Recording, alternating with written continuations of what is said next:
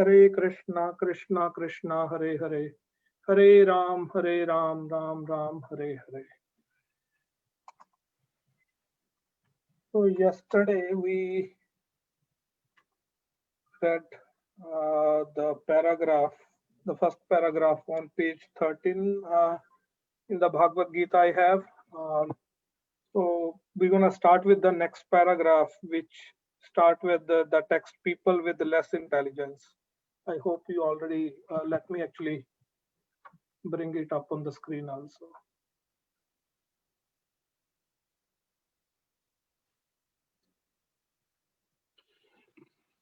Prabhu, can you just increase the font if possible? Okay, I will do that. Thank you.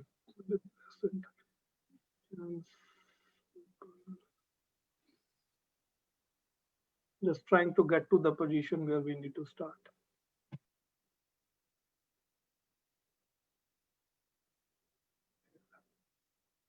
Okay.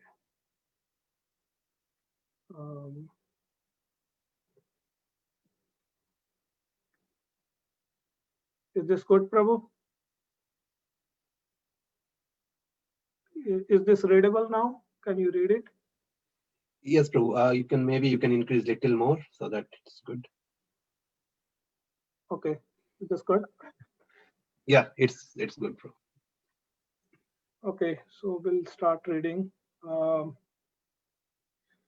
People with less intelligence consider the supreme truth to be impersonal, but he is transcendental person, and this is confirmed in all the Vedic literatures. Nityo Nityanam, Chetanas Chetananam, Katha Upanishad 2.2.13. As we are all individual living beings and have our individuality, the supreme absolute truth is also, in the ultimate issue, a person, and realization of personality of Godhead is realization of all of the transcendental features in his complete form. The complete whole is not formless. He is not formless. He is formless, or if he is less than any other thing, then he cannot be complete whole. The complete whole must have everything within our experience and beyond our experience. Otherwise, it cannot be complete. So here Prabhupada is trying to say that people who are less intelligent, they think that the Supreme Personality of Godhead, Shri Krishna, is impersonal, that he does not have any form. So some people pray to the Brahmand feature of the Supreme Personality of Godhead, or to the Paramatma feature, which is the personality of Godhead within our heart. So some people think that that is the absolute truth, that God, the Supreme Personality of Godhead, is within our heart only, or it's just some sort of a light that illuminates, and that's what is the Supreme Personality of Godhead. But the Prabhupada is trying to reiterate here that the Supreme Personality of Godhead is actually has a form, and he is personal. So just to give an analogy on this one, like a person on the top of the hill is looking down, he sees a light illuminating far away, then he walks little closer, go close to that from where the light is illuminating, and then there he sees that it's actually a village there. But then that person again goes further down, and he can see actually people in the village. He can see all the activities happening in the village, and he can actually realize what's going on there. So similarly, we should actually realize, we should get involved with the personal feature of the absolute truth, the Supreme Personality of Godhead. We should relish the Ishvara feature, which is the personal feature of the Supreme Personality of the Godhead. We should see what are the activities happening, what Krishna's leelas we should absorb into it. So that is what should be our position when understanding the who is the Supreme Personality of Godhead. We should understand that he is actually a person like us.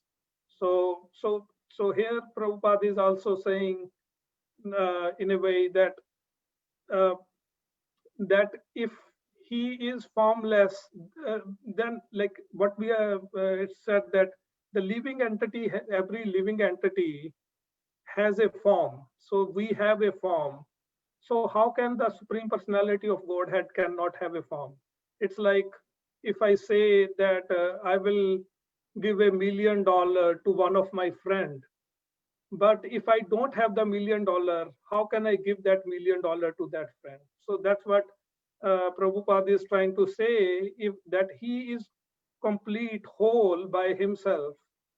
That's because we also have a personality.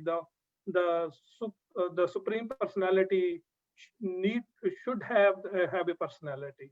So the people who say is that the Supreme Personality of Godhead is not personal, so that's Prabhupada is trying to say that he is personal. That's why we get this personality, because he is also personal. So that's what the last statement here being explained. We'll read further. Any questions from this paragraph?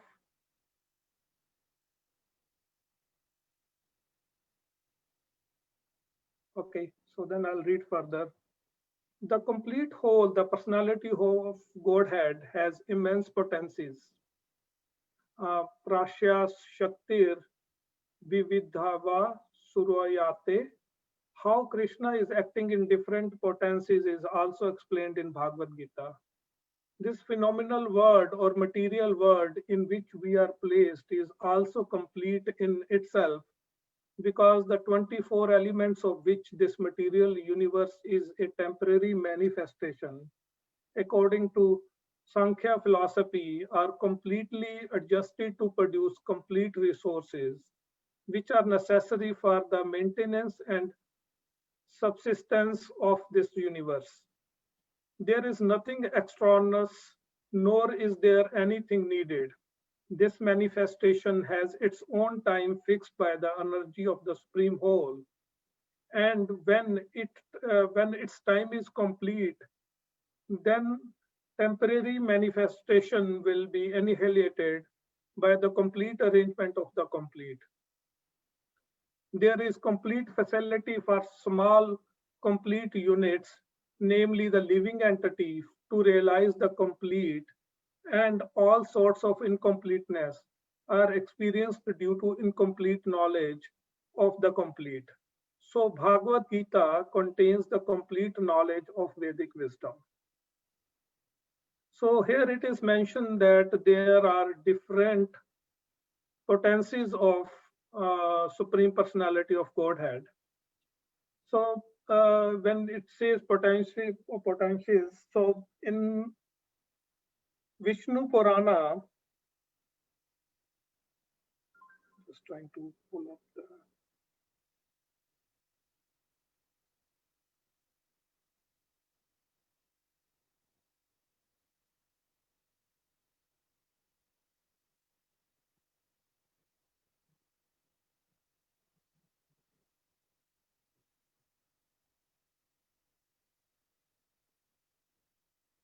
So in Vishnu Purana, it is said that 6.7.61, Vishnu Shakti Para Parokta Kshetraj Nakya Tata Para Avidya Karma Samgyanya Tritya Shaktir Ishyate. So it states that there are three energies of Supreme Personality of Godhead. The superior energy, the marginal energy, and the inferior energy, which is this material world. So when it is said that different potencies, so here it is explained that how Krishna is acting into us all different potencies. So basically, it's mentioned about the Shaktis.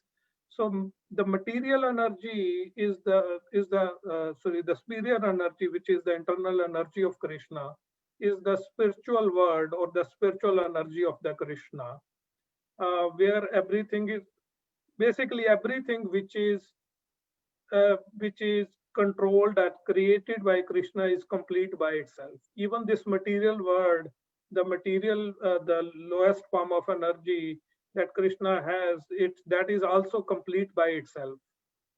So the marginal energy, which is the living beings, uh, they actually go from they are being called marginal because they go from one form, one energy to another energy. Sometimes they are into superior energy, internal energy, or in the spiritual world, and uh, sometimes they come back to the material world based upon their karmas.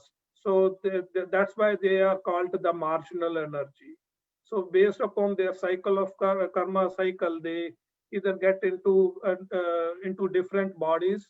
So there are 8.4 million living species. So the living entity can take one of those forms into this material world, or there is only one body into actually spiritual world. So living entities, when they go out of this cycle of material world of getting the birth again into those 8.4 million life cycles, when they get out of this cycle based upon their karma, they get into the spiritual world, into the internal potency of Krishna. So here it is said that even the material energy is also complete by itself. But so since this is material energy, it's kind of the dead matter. So it's like but when the human or the living beings, when they come in touch with the material energy, their consciousness get illusioned. So it's like putting up something in front of the light bulb. So they get in touch with this. So it get illusioned, and then when it gets to a superior energy of Krishna, then it get enlightened. So the living entities in this material world, but Krishna made a perfect arrangement so that they can, because their consciousness, their uh, uh, is because this is illusioned into this material world, so it's very difficult for them to understand the real truth, that they are not actually they need to understand what is real truth. So to make that arrangement, so Krishna provided all the small units. So here it is written that there is complete facility for some small complete units. Even the living entities by itself, they are also complete, but because of the touch of the illusionary energy, they don't understand it, and then there are incompleteness or imperfection into their knowledge because of this degraded form of the matter. So they don't understand it, but Krishna made the arrangements for these living entities to understand the absolute truth. So that's why Bhagavad Gita is considered to be as the complete knowledge, and this is that unit which the living entities should go through to understand the real truth into this material world. Any questions here? Yeah, you said that Krishna made us as complete units and gave us all facility to get out of this illusion, but not everybody gets this facility. So why do some people get this facility and some people don't? It's the cycle of karma. Basically, because we have given some sort of a free will also as the living being. So when we use that the free will to realize the absolute truth, then we actually accumulate some sort of karma, the good karma, and which actually then get us the chance to go through this knowledge, which is also actually considered very confidential knowledge. And this is only be relished to those living entities which make some effort, right? Which basically try to understand they have some jigyasa inside that they should understand. They wanted to know the truth, then only they get to this confidential knowledge. This knowledge is there, but you should use your free will to actually uh, to get that knowledge. If we don't make that effort to get that knowledge, we won't be able to. It's like you should have that realization. So once you then have that realization, you have jigyasa, that you know that you wanted to understand who I am and what is my purpose here in this life and what should I do when I'm here. Then only you try to actually then you get the access to this confidential knowledge.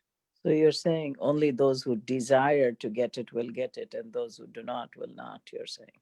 Right. Some living entities, because they have the past karmas, uh, uh, the good No, karmas. past karma might be there. Sometimes even people are like Jagai and Mada had infinite past karma, Right, but right. somehow they But still got mercy. You know, why do some people get that mercy and come into contact with sadhu sangha, and others do not? You know, right. but So that's where the free will comes into picture. Mataji, I'm just trying to answer. I don't know if this is the perfect answer. Again, I am also conditioned. So what I'm saying is that the free will, so some people, although they have the good karma in the past life, right, and they have these facilities available, but they still don't get to it because of their free will. They try to use those for their sense gratification, for their enjoyment, and they don't even after having those facilities, they are not able to get that knowledge. But then there are others who basically maybe by the touch of a pure soul, or by being associating with a pure soul, they get a chance to actually to understand what they are, uh, and to achieve this knowledge, which is uh, which is confidential otherwise. Hmm. So did I answer that, Mataji, or maybe you can explain it little better if you want to? No, I'm not sure I can explain it better, but I still don't understand why some people seem to come across, this mercy and the others, I mean, I guess part of the reason why we go out preaching is to give out that knowledge to others, as much as we can, distribute it, Vaishnavas are supposed to distribute it, even to those who may not be, Right. you know, And, worthy of and, it, including myself. I mean, somehow and we. Mataji, when we are distributing it, we are Mhm. also actually giving some sort of association to those living entities, right? So Right. this is their chance. So when some people pick that chance, and some people they are not able to pick that chance, right? So when you are Yeah, that approaching, their free will comes in. I agree. right, Yeah, right, whether you accept it or then the not. right. So then the free wills comes in, but so if you use that free will for the right purpose, then you get out of this cycle of birth and death. Yeah, but to some degree, I feel it's causeless mercy also, And sometimes it's causeless mercy also. Yes. Yeah. Hare Krishna. Hare Hare Krishna, Prabhu. So just I wanted to add one comment here, right? What to just add Gita Mataji question. So what I'm thinking, all the facilities and everything is available to everyone, but everyone is not accepting that. Prabhupada says, one of the purport, like the sun, right? Sun sign is there, sun rays are there. So the sun sign or sun rays will come to everyone. But someone is closing his doors and window, right? Then he won't get that sun rays, right? But it is available for everyone. So that's the reason. And Krishna also says in a Bhagavad Gita, it says that Naham Prakasha Sarvashya Yoga Maya Samabritaha Mudham Yam Abhijananti Lokam Mam Ajam Abhyam. Krishna says that, see, I never manifest to the foolish and unintelligent. For them, I am covered with my internal potency, and therefore they do not know that I am unborn infant. So that is the two reasons, right? First of all, Krishna is available to everyone, but people are closing their door and they're not understanding the supremacy of the Krishna, so they're not willing to get the bhakti. Yeah. So second one is that even Krishna says that I never manifest to the foolish and unintelligent people, right? So just wanted to add, Prabhu. Yeah, this is good, Prabhuji. Thank you so much for adding in here. But yeah, so that's what, so it's like your will that you wanted to get it or you don't want it to get it. But Prabhu, is Krishna available to everyone? I mean, some remote parts of the world, they may not even have heard of Krishna, It's In Krishna. some form, sorry, Hare Krishna, Prabhuji. Yes, I Prabhu. just would like, I mean, I was think what Rasaraj said was very clear, but it's available to anyone. Now, somebody up in some Eskimos somewhere, if they start thinking about, why am I here, what the purpose of life is, then Krishna will make some arrangement. Krishna will make some arrangement for them. Maybe not even in this lifetime, but in the next lifetime, or maybe this lifetime, depending upon them. But if Krishna knows everyone's heart, and everyone has that choice to think about what's the purpose of life? Who am I? Why am I here? So they generally don't do that. That's why they're Eskimos, because they're from past lives. That's why, they had no interest in this. But that anyway, makes it's sense. Yeah, available. that makes sense. Yeah. It's available to anyone who wants it. They have facility. Krishna will make arrangement. That makes sense. Yeah. Thank you, Pierre. Should we move ahead or is there any other questions right now? And I think Mataji, not just free will, but I think the association of the pure devotee, that kind of steer the wheel a lot, because I think in Bhagavad Gita, depending on the mode of nature, right, where everybody, someone in passion or maybe ignorance. So as Rasaraj Prabhu said, closing the door. So people probably who are in ignorance, they don't even know there is Krishna. Some people don't even accept. So those kind of things we observe. But I think what I learn is not just free will, but I think association of pure devotee. So that they say sadhu shastra. So either pure devotee or shastra. So that association should also be there, and not so and free will, of course. And then that will help to get that mercy eventually. That's all. Thank you, Mata. Thank you, Prabhu, for adding this. Okay, so reading it further, all Vedic knowledge is infallible, as Hindus accept Vedic knowledge to be complete and infallible. For example, cow dung is stool of an animal, and according to Smriti or Vedic injunction, if one touches the stool of an animal, he has to take a bath to purify himself. But in the Vedic scriptures, cow dung is considered to be purifying agent. one might consider this to be contradictory, but it is accepted because it is Vedic injunction. And indeed, by accepting this, one will not commit a mistake. Subsequently, it has been proved by modern science that cow dung contains all antiseptic properties. So Vedic knowledge is complete because it is above all doubts and mistakes, and Bhagavad Gita is the essence of all Vedic knowledge. Actually, I'll read the next paragraph and then I'll add more into it. Vedic knowledge is not a question of research. Our research work is imperfect because we are researching things with imperfect senses. We have to accept perfect knowledge which comes down as is stated in Bhagavad Gita.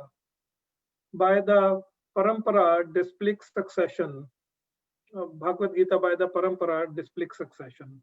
We have to receive knowledge from the proper source in displic succession, being with Supreme Spiritual Master, the Lord Himself, and handed down to the succession of spiritual masters. Arjuna, the student who took lesson from Lord Shri Krishna, accepts everything that he says without contradicting him. One is not allowed to accept one portion of Bhagavad Gita and not another. No, we must accept Bhagavad Gita without interpretation, without deletion, and without our own whimsical participation in the matter. The Gita should be taken as the most perfect presentation of Vedic knowledge. Vedic knowledge is received from transcendental sources, and the first words were spoken by the Lord Himself. The words spoken by the Lord are called Purushya, meaning that they are different from words spoken by a person of the mundane world who is imperfect with 4 defects. A mundaner is, number 1, is source of to commit mistakes. Second, is inversibly illusioned. Third, has the tendency to cheat others and is limited by the perfect senses. With these 4 imperfections, one cannot deliver perfect information of all pervading knowledge.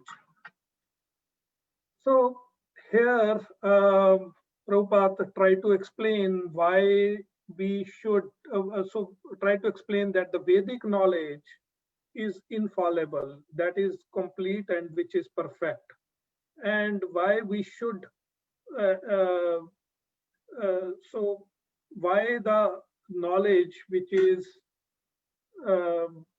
by the any mundane person or anybody else who provides that information, that's a mundane knowledge, that is not the absolute knowledge.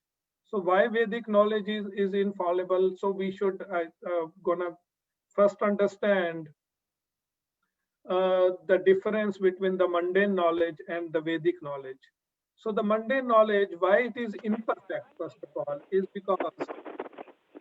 because any person who is into this material world, that person is bound to basically have these 4 defects.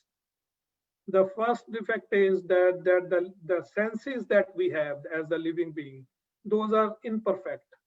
So imperfect senses, even just for an example, when we see it, we can only see up to certain limit, or we cannot hear from far away. So there is a limitation on the senses, and we only have those 6 senses. We do not have beyond those senses. So there is a limitation on the number of senses or how much we can do get with those senses. So there is a limitation for that. Then we are illusioned by this material world because we are into this material world. We get the effect of this material world, and we are not able to understand the real truth. So these are the kind of the filters which move us away from providing a perfect knowledge or explaining or giving a perfect information. The third filter that we have as a in this material world is to commit mistakes. We are bound to commit mistakes. So every human being, every living being is bound to commit mistakes. So so that's why that's the third filter. It's like when we are trying to say something, the first is our senses are not perfect. We might not say the way we want to say it. Then we might not understand because of the illusionary energy. Even if we try to say it, we can commit mistake. And third is the tendency, and the fourth is the tendency to cheat. So the tendency to cheat is that when we try to say something, sometimes we have our own agenda. So we try to mold the things in a way that it favors us. So we might not be giving up the knowledge or the information the way we wanted to give it. So because of these defects into the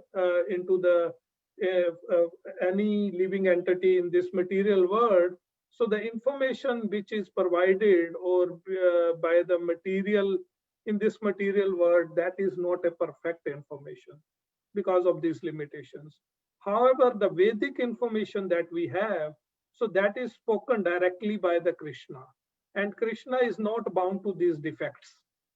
So that Vedic knowledge is the perfect knowledge. So and we should accept that knowledge as it is.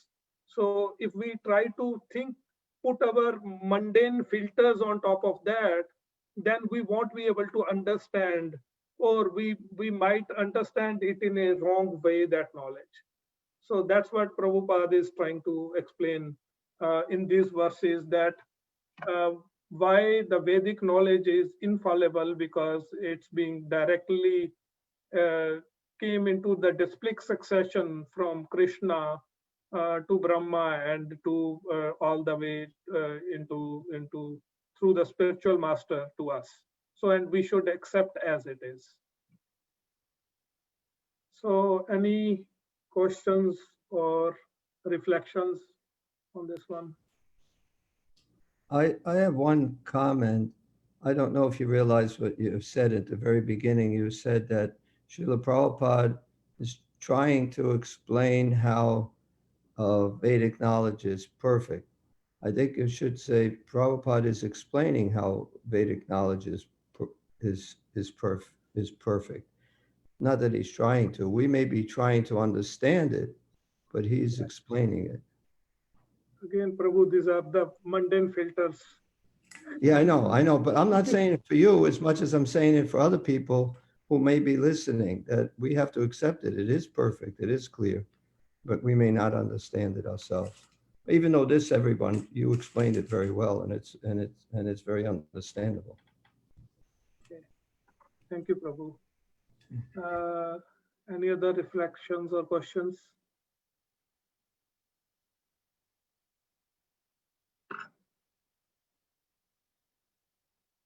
Okay, I don't know how much time we use, because this is my first time giving the class.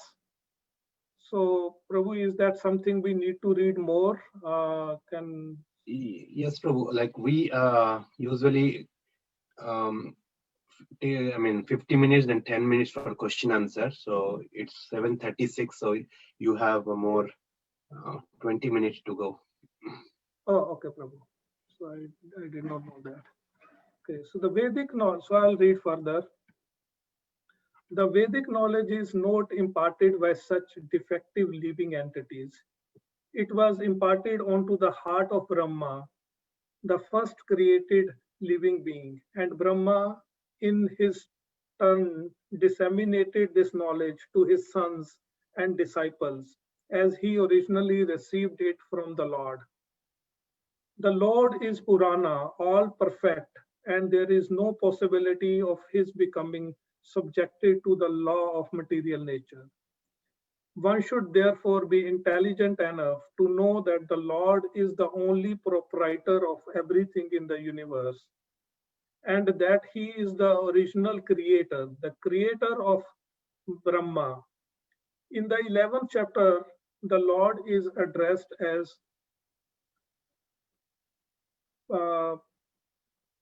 Parapitama, because Brahma is addressed as Pitama, the grandfather, and he is the creator of the grandfather. So no one should claim to be the proprietor of anything. One should accept only things set aside by him, by the Lord as his court for his maintenance. So again, as we discuss, what Prabhupada is explaining here, that the Vedic knowledge is imparted by the Lord to the living entity through Lord Brahma, who is the first created living entity in this universe. And then that information through his sons and disciples is being disseminated through the chain of the disciplic succession to all the living entities who are willing to receive it. And we should take this information as it is, because this information is provided, it came directly from the Lord. So we should not have any doubts about, or we should not have any questions. We should ask logical reasoning. I would say there is no problem with that, but we should have the questions in a submissive manner. We should not try to be challenged, try to challenge that knowledge. So it should be more into a submissive way. We should accept that knowledge, and when we accept the knowledge in a submissive way, we understand it better. Actually, that is not just even with the Vedic knowledge, any knowledge that even in this mundane world or material world we try to learn. If we learn it into a submissive way, we get to learn it better than if we try to learn it into a challenging way.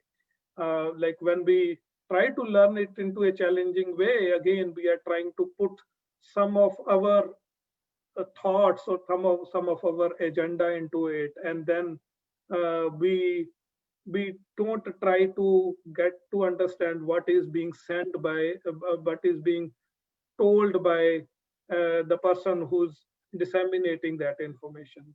So we should be very submissive, and we should be accepting, and this knowledge is coming directly from the Supreme Personality of Godhead. So there should be no doubts on that one. Okay, any reflections or any questions here?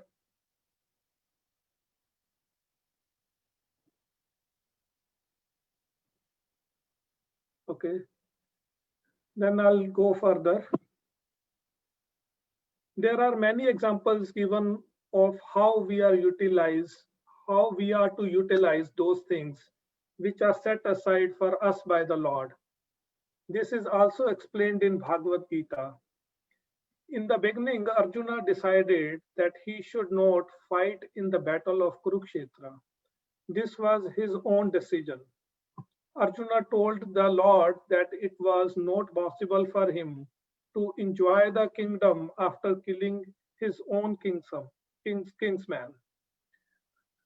This decision was based on the body, because he was thinking that the body was himself, and that his bodily relations or expansions were his brothers, nephews, brother-in-law, grandfathers, and so on.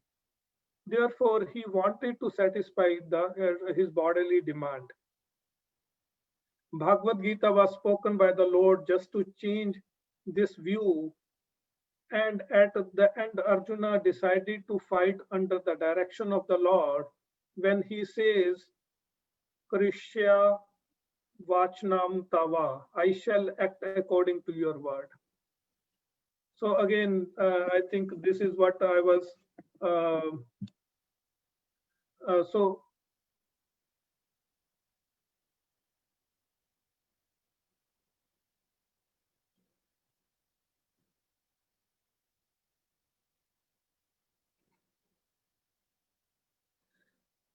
So Lord, so as we said that Lord, even this is, we are imperfect, incomplete.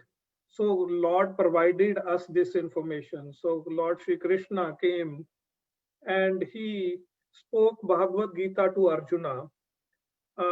It was not just spoken for the benefit of Arjuna. So this arrangement was done actually for the benefit of the whole, the living human being, so that when the human beings or the living entities come to this material world, this information is available to them. And then they can actually, if they get the chance, if they use their will, they can learn what is the absolute truth, and then they can act accordingly. So Arjuna here also was acting at a bodily level when he was saying that he do not wanted to kill his brothers or nephews or brother-in-laws or all his relatives. So initially Arjuna was also under the effect of this illusionary energy. He was thinking that he's this body, but then when Krishna actually provided this wonderful knowledge of Bhagavad Gita to Arjuna, he could understand his real position, and then he surrendered onto Krishna, and then told Krishna that now I should act according to your words. Okay. Any reflections? Any questions here?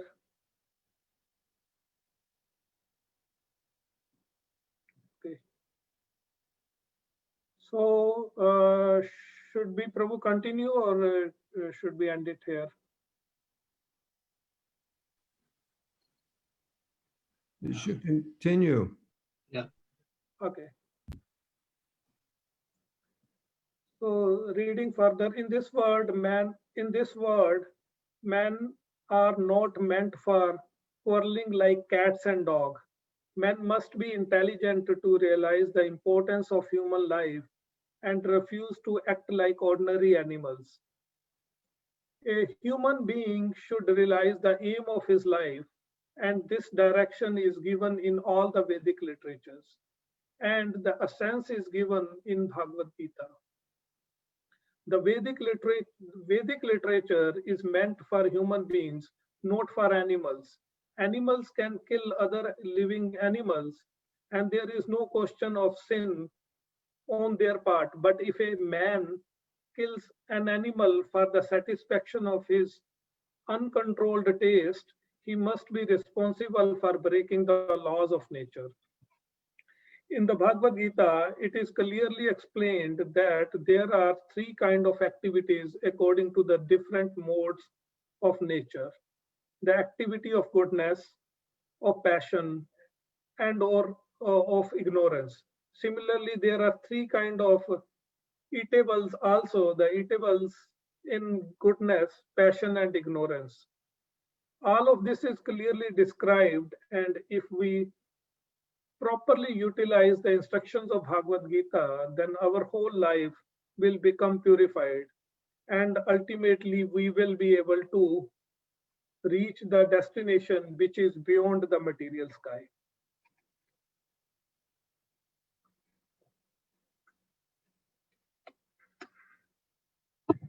So here Prabhupada is explaining that the human beings should not act like animals.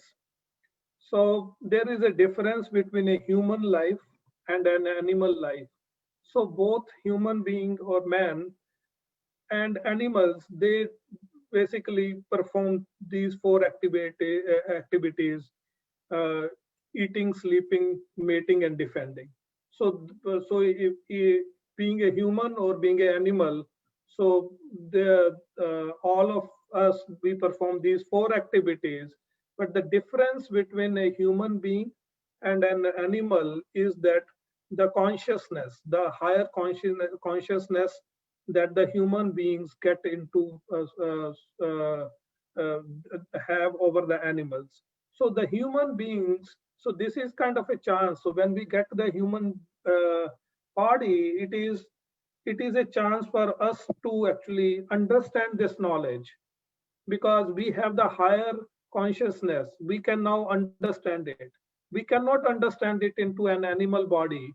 We can only understand that into the human body. So we should not lose this chance. We should relish this knowledge. We should understand this knowledge of Bhagavad Gita and act accordingly. And we should try to get beyond this material sky.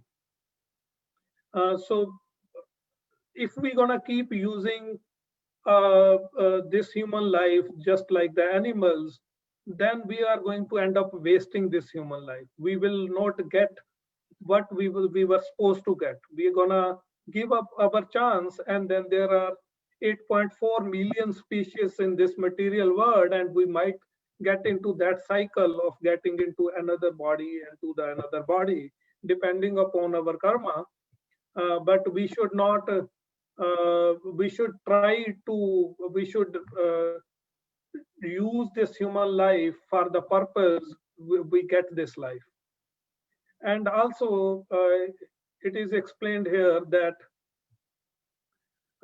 there are three modes of material nature. When we are in this material existence, there are three modes of material nature: mode of goodness, mode of passion, and mode of ignorance. So as a human being also, all the living entities actually are bound with the three modes of material nature when they are into this material world. So as a human being also, sometimes we act into a into one mode. Sometimes we act into a specific the different mode. Sometimes we are into mode of goodness. Sometimes we are into mode of ignorance, and sometimes we are into mode of passion. So, but every human being, based upon their karmas, they have a prominent or mode that they are in. So they act accordingly. But as a whole, we act under the modes of these material nature. But we should try to understand these modes, and once we understand these modes, we should try to get into the mode which gonna take us, which gonna put us into a position where we can understand this knowledge, and we can go beyond beyond this cycle of birth and death into the material, out of the material sky. Where we have our actual attitude or the position into the spiritual sky. So again, it is explained here that similar to the three modes of material nature, the food that we eat, that is also into the different modes, which is mode of goodness, passion, and ignorance. So it is being said that whatever you eat, basically, that's how you act. So that's how your consciousness is. So if we eat the animals and kill the animals and eat the animals, then we basically act into the mode of ignorance. And when we act into the mode of ignorance, then our consciousness also is not able to understand the real truth. So what is the actual truth? And so accordingly, we act into that specific mode of what we eat. So we need to be very careful what we eat. So anything we eat, if we offer it to the Lord and then we eat, then that food is into mode of goodness, even beyond the mode of goodness. So we should try to offer it to God, to Krishna, to the Supreme Personality of Godhead, and then we should try to eat that so that we can develop a higher consciousness, and then we can understand this the knowledge of Bhagavad Gita. Okay, so I'm going to end here. And any other reflections or any other questions? I don't know where I. How is it that, like you mentioned how in the mode of ignorance, if you're eating meat and you can't understand this knowledge. So what about when you meet someone on Sankirtan, they're meat eaters, most Westerners are. And how are they going to understand this knowledge? If So, you sell them a book, how are they going to understand it? right. So Prabhu, your question is that if some meat eater comes and talk to some Vaishnava, uh, how they understand it? So, so Prabhu, can you please reiterate your question? Sorry, You mentioned that if you eat foods in the mode of ignorance and you get influenced by the mode of ignorance and you can't right, understand this knowledge. right. I'm asking then why are we out distributing books to the meat eaters if they can't understand this knowledge? So, so again, I think we are coming to the same point when we are distributing these books. Basically, what we are trying to do is we are trying to provide them this knowledge, this information, which is higher. And they might not be able to understand it initially, but as they associate with you or with any other devotee, that they everybody so other than eating, living entity get influenced with the association also. So eating is one aspect.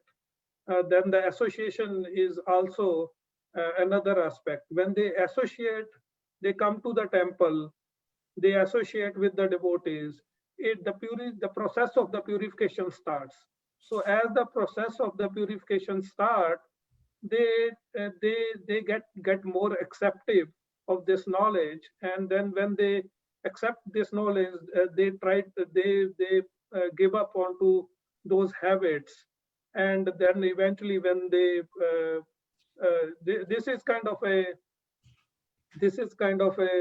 a process. It's not just like one day we are providing them the book and they are going to read it. They might, because based upon they might have some karmas in their previous life or in this life itself, that they might read it, and they, because of those good karmas, they are able to understand it, and then they get away from those activities which are more into the mode of ignorance. So Prabhu, did I answer your question, or is that? Yeah, I think at the end, but you basically, by reading the books, by associating with the devotees, by associating with Prabhupada in reading the books, they're getting purified, and then eventually they'll give up their meeting as long as they continue that purification. So I think you said that, but in a lot more words. And Story that was just sent out about a gentleman who worked in a slaughterhouse. I know, I was going to say the same story, Jiva. Go ahead. Yeah, go ahead. Go ahead. No, in this slaughterhouse, this somebody was distributing books outside the slaughterhouse, and I think somebody who actually took a book, but he didn't like the book, so he tore pages from it and threw it in the garbage. And then one of the other butchers, who was tired and just sitting down and looked at the pages in the garbage, and picked one page up and started reading it, and it just connected with him right away. And then he started he said, where did you get these pages? And the other person said, oh, those people, they're singing down the street, they're always here in front of the butcher factory or whatever they were working on. And he found them, on the streets, and he started talking to them, and he said, like, where is this book from? And then he started reading the books, and it just touched his heart so much. He just stopped being a butcher and started reading more of the books. got connected more with the movement. And then he joined the movement apparently. And they were looking, the reason this story came out is they were looking for Chaitanya Mahaprabhu's imprints of his lotus feet in Sri Rangam when he was, traveling through South India. So such was the story of the butcher. The butcher ended up looking for Sri Chaitanya Mahaprabhu's lotus feet in Sri Rangam, traveling. And I think there were more than just one person. There were like 4 people who were impacted by that book distribution team. And these 4 people were now, one of them was definitely a butcher. I don't know if the other 3 were influenced by the butcher, his family or friends. And then now they are devotees. It was written by another devotee from Indonesia. I don't know how the devotee from Indonesia knew about the story. But such is the power of even one page of Srila Prabhupada's books from the garbage. Nice story, Mataji. Yeah. So we are at 7:59. So we have sorry. Anybody want to say anything? Okay. So any other questions, reflections?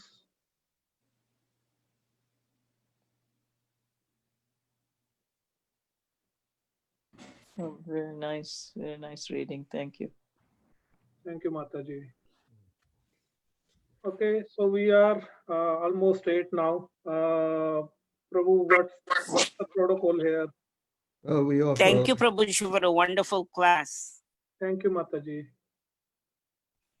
We offer obeisances to all the Vaishnava devotees of the Lord.